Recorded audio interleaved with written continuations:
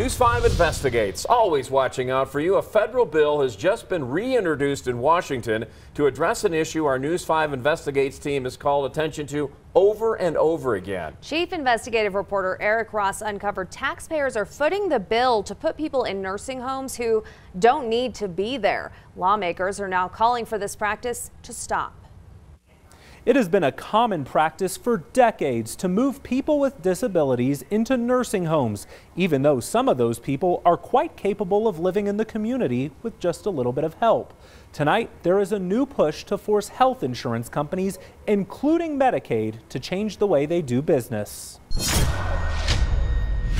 A packed house inside the Colorado Springs Independence Center as people with disabilities and those who work with them watched members of Congress reintroduce the Disability Integration Act, better known as the DIA bill. We need support, not just faces. We need support.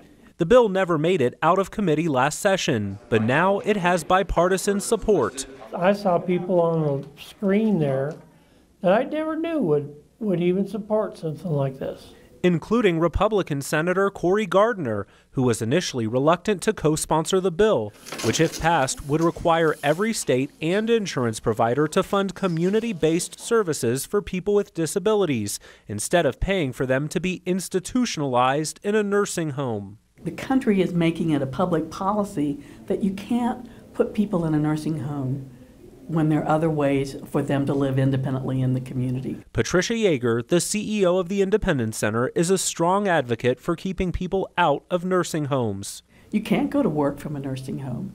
You can't, get out of a nursing home. Your life is programmed for their convenience, not yours.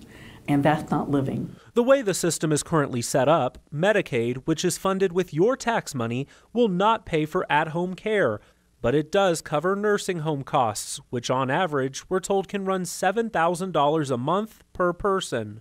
Under the DIA bill, if a person with a disability can receive the same health care services at home, insurance companies, including Medicaid, would now be required to cover those costs, which are estimated to be 40 to 50% less per month. The state and the federal government has two choices. They can either pay for the services or they can put that person in a nursing home. If approved, the bill would also require state and local governments to work with housing authorities on creating accessible and affordable housing, an issue currently facing the Colorado Springs market. And you can bet people with disabilities will be keeping a close eye and ear on the DIA bill as it moves forward. We're getting things moving, and we're moving in the right direction. Remember, on average, we're told it can cost upwards of $7,000 per month per person to put people in nursing homes. That's $84,000 every year.